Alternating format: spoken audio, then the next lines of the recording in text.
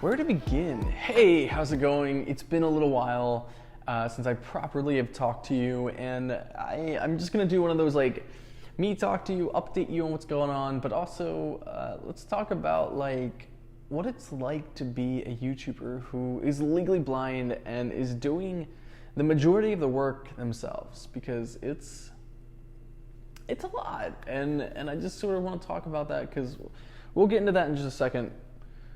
I haven't uploaded since my Wired parody video, and a lot of that had to do with just the fact that I've been working on other projects, doing some public speaking, consulting. I've also just been working on some film projects that are outside of YouTube, outside of these borders that you are watching me in. I'm excited for a lot of stuff that is to come, and things that are hopefully coming to fruition. Tuition? Is it tuition? Fruition? I don't know. English has never been my strongest language. So this past month, I actually went to London. So I'm currently heading to London, and it's the last minute trip. Yeah. London for the first time. That was cool. UK, England. And I met up with the RNIB, the Royal Institute for the Blind. Had some nice chats, just kind of got acquainted and talked about how we could potentially maybe do some stuff together, campaigning together. We'll see. Hopefully I'll be back in London soon.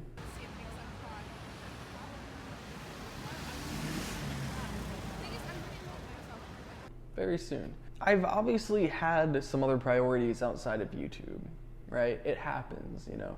YouTube isn't my number one priority. Film in general and like the work, the things I'm passionate about are my number one priority. And YouTube kind of falls into that scale of like, it's a part of that, but it's hard to make it my consistent thing when it's just me.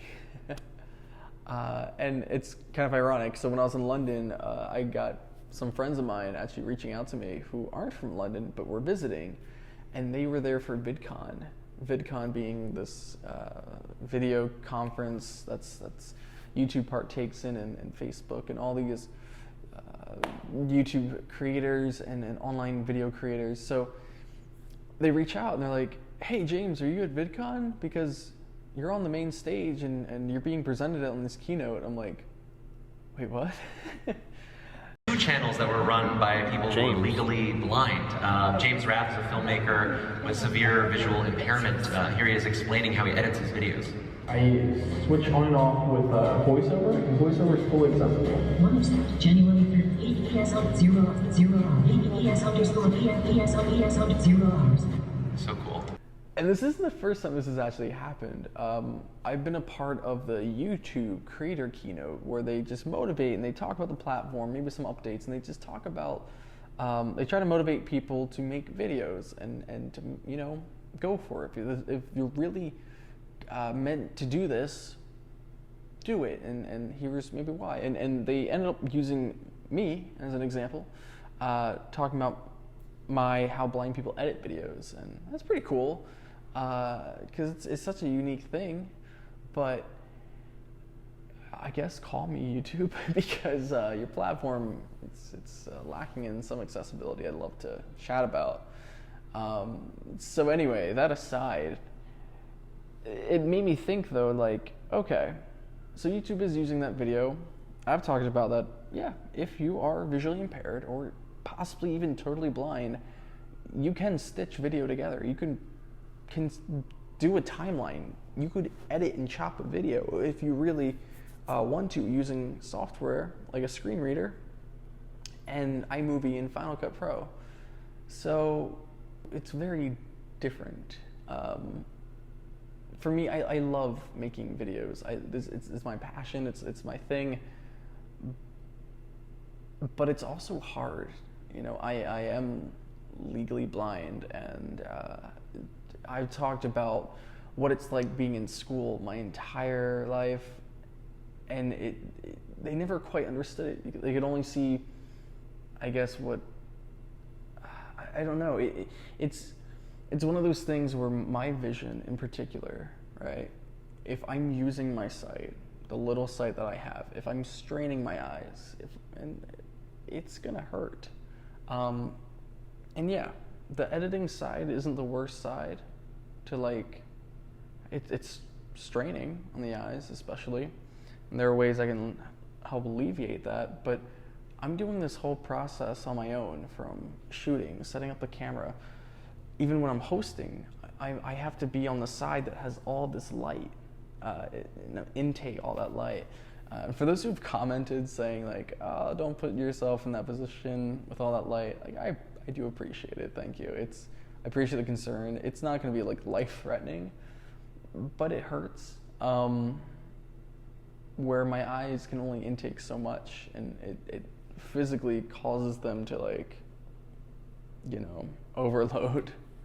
I guess the best way to think of this is my eyes have like a stamina, and they can only withstand so much strain, so much light coming in, or so much focusing. And it's very small increments that it can really handle before I start getting a migraine. I start physically hurting in my head. So I guess that's the best way to think about it. And when I'm doing this whole video process from like start to finish, and if I'm doing that consistently weekly, that's hard. It's very straining on the eyes. And I kind of just have to, I guess one of the things I learned to do when I became more independent as an adult and learned to work and live on my own was, how do I distribute my stamina of my vision throughout the day? How do I adapt to what I need? You know, if I'm just navigating, how do I, using my cane, using voiceover on my phone, like I learned how to adapt when I need to. And it happens often. It's just, I'm able to, I guess, use my eyes in increments. There's a lot of stuff I gotta do, a lot of visuals things, and I'm lucky enough that I can do some of it, little of it, but it's still, it's just something to consider and not consider. The thing is, it's just something to take note of. So I do appreciate the comments, people saying, when's your next video? It's not that I don't like doing this, and it's not that this isn't a priority.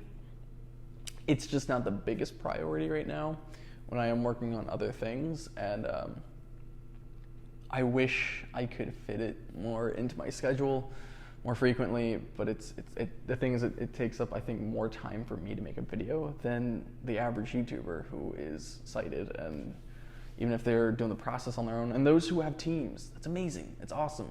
I've had people help me with some videos in the past, but I don't have the luxury of doing that for every single video. So it's for the most part just me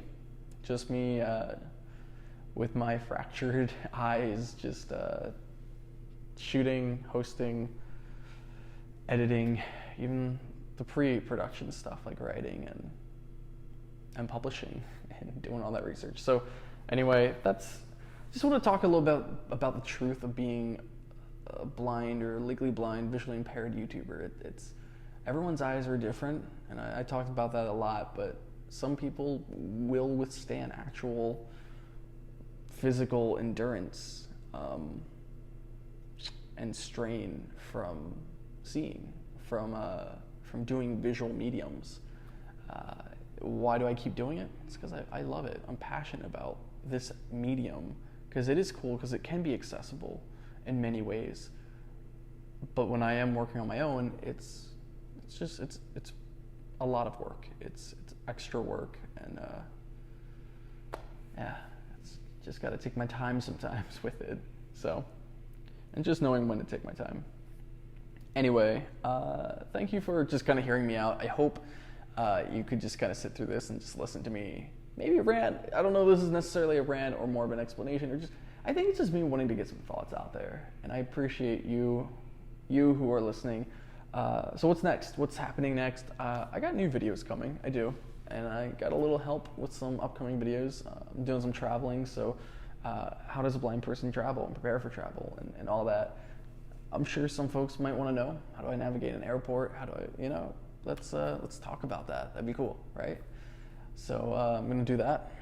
And then I'm going to the Apple Media event, or the Apple, what is it called? Like the Apple Showtime event. Super excited. It's my first standalone Apple event I'll be attending that isn't related to like Worldwide Developers Conference. So what are they going to announce? But I just wanted to update and talk to you. It's been a little while, so thank you. Leave a comment down below on what do you do? What are you passionate about that can definitely take a lot of energy or endurance? I'm curious, because for me it's filmmaking. Filmmaking can I mean, anything that's visual will take endurance from me, will take quite a bit of energy, and doesn't mean I don't, not about it. It's just that I gotta take my time with it. Let me know in the comments down below. What are you passionate about that you're so driven that you're willing to, sacrifice some energy for it? Thank you, and I will hear you next time. Hope you can see different today.